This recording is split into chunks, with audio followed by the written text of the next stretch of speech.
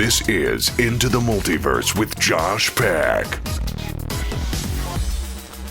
Hello and welcome to Into the Multiverse. I am your host, Josh Peck. A sad day in the world of physics today as Stephen Hawking, possibly the most famous physicist since Albert Einstein, has passed away March 14th, 2018 at the age of 76. Interestingly enough, this is the date of Einstein's birthday, March 14th, and it's also Pi Day. Not pi as in the food, but pi as in the number, 3.14.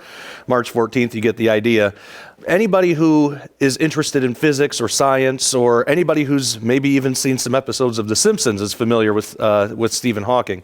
He was famed for his work in gravity, relativity, and black holes. He even developed what's called Hawking radiation. He developed a theory behind that. And he even wrote several popular science books, most notably A Brief History of Time, which sold over 10 million copies. Stephen Hawking was born in Oxford, England in 1942. It was actually January 8th, 1942, which is an interesting day because that was 300 years to the day of Galileo's death, who actually started the study of gravity. At the age of 22, Professor Stephen Hawking was diagnosed with a rare form of motor neuron disease, and he was actually only given a few years to live.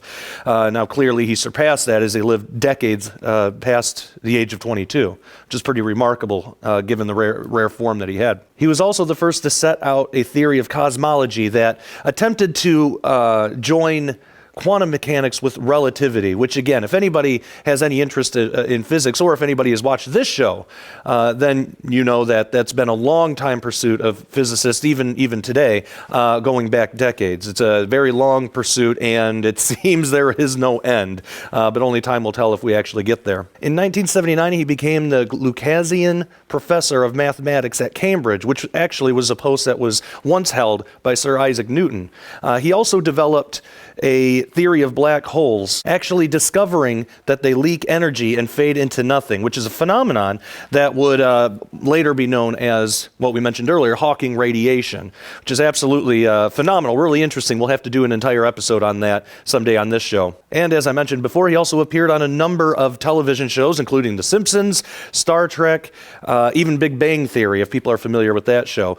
Sheldon actually got to meet him in the show. He's his hero, and it was a pretty funny episode. Oscar winner Eddie Redmayne actually portrayed Stephen Hawking in the movie The Theory of Everything, which chronicled Stephen Hawking's life. Now, of course, Into the Multiverse being a Christian-based show that deals in quantum physics and science, a lot of Christians have mixed feelings about the passing of Stephen Hawking. I mean, he clearly was no Christian. He was an outspoken atheist. Some could even say he was a bit aggressive towards religion. So as far as we know, he passed from this life without knowing Jesus. Now, of course, we don't know his heart. We don't know his final thoughts before he passed on. We don't know any of that. So to assume that we do can get us into some pretty dangerous territory. Sometimes as Christians, it might be tempting for us to say things like, well, he knows now, now he knows the mysteries of the universe, while at the same time thinking, but he's clearly not in heaven because he didn't believe in Jesus. The insinuation being on that, he knows now type of comment.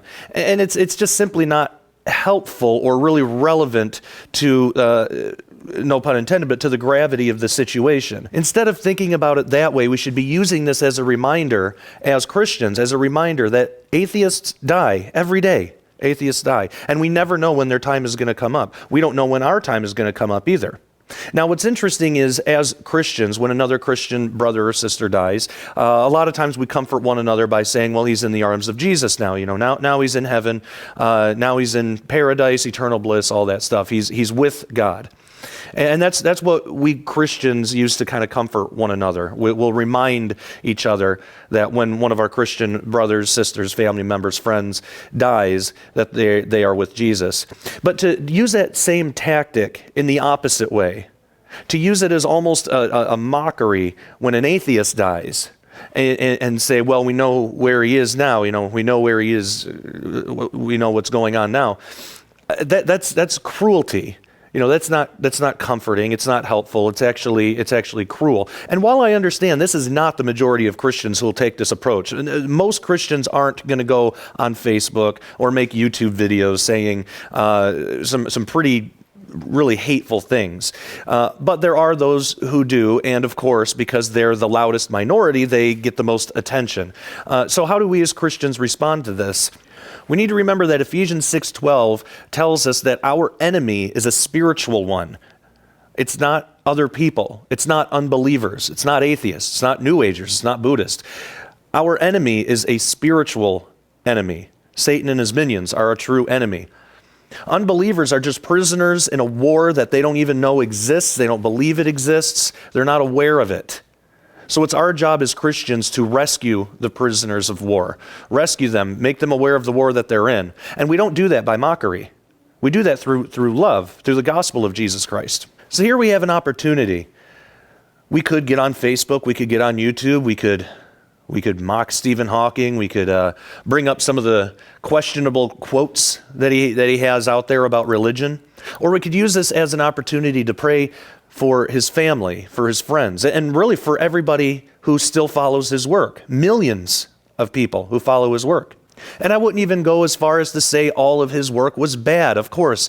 I only disagree on his views about religion, which of course is incredibly important to me, but his scientific research is phenomenal. It's amazing, and it has opened up a world of mystery for the rest of us. Now, sure, while I believe in a creator, as do many of you, we might not buy into all the stuff with the Big Bang.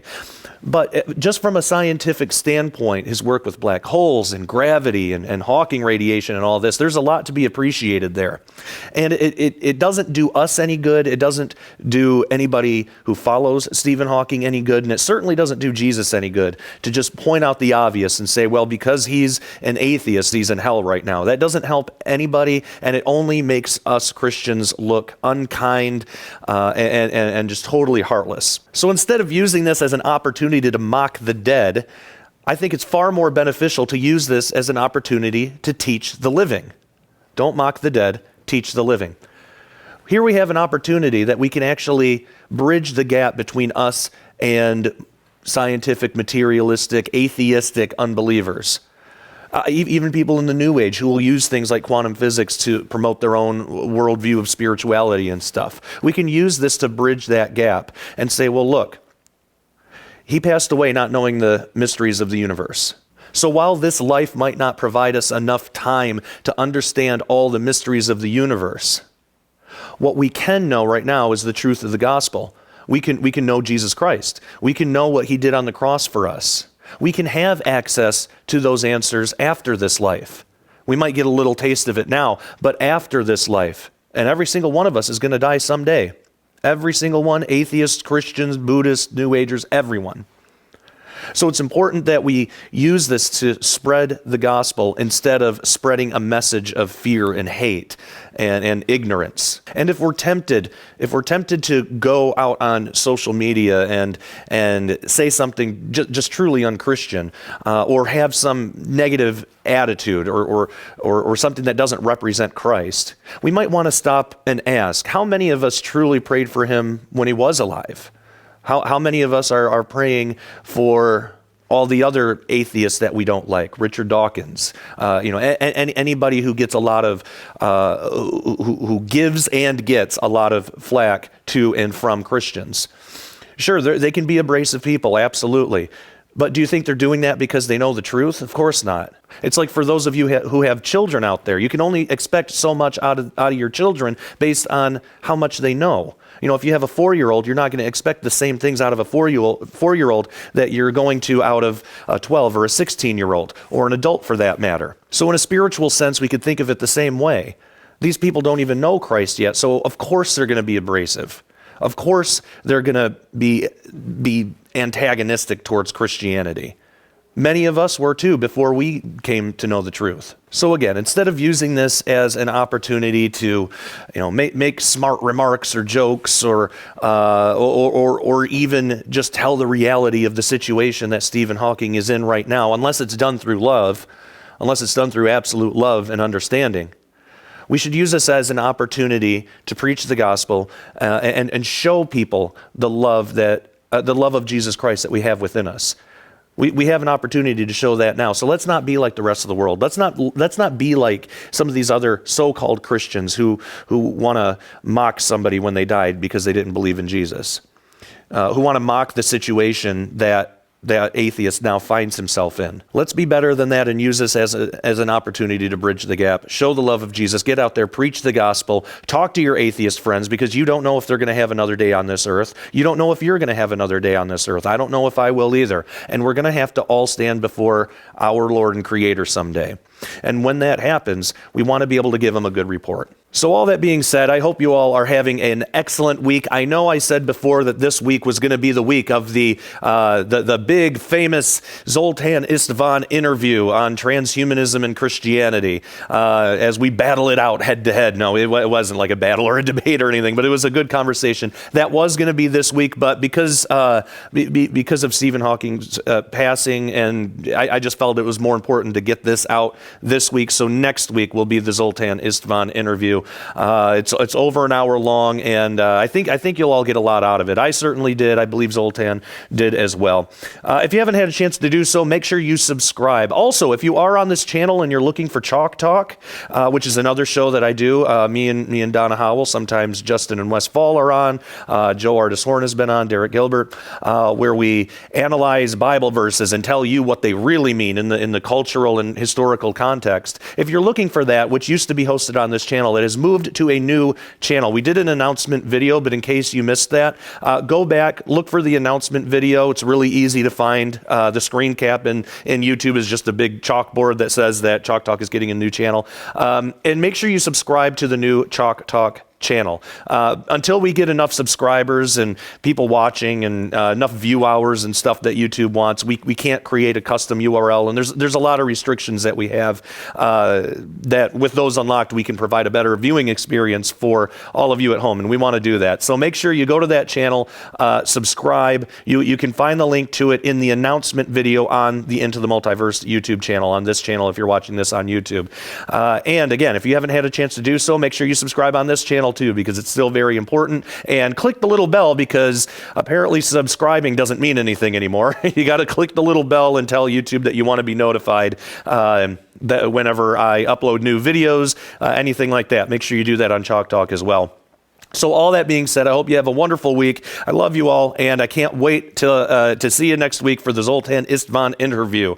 Make sure you subscribe and tell YouTube that you definitely want to be notified about that by clicking the little bell.